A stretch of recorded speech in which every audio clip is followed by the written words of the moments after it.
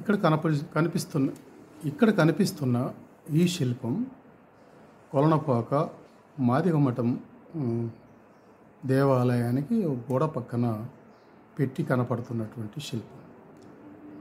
ఈ శిల్పాన్ని గతంలో కొన్నాళ్ళ కిందట ఇది జాంబ పురాణంలో చెప్పబడిన జాంబవంతుని యొక్క విగ్రహం అని చెప్పి మొత్తం ఒక కొత్త దేవాలయాన్ని నిర్మించాలి, కొత్త విగ్రహం చేయించాలని అనుకున్నారు.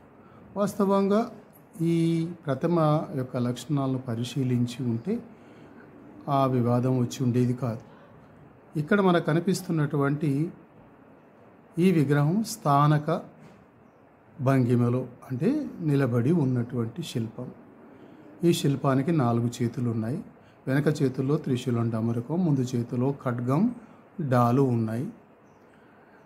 ఈ విగ్రహం పురుషుడైనటువంటి వీరభద్రునికి కుడి చేతి ఖడ్గం క్రింద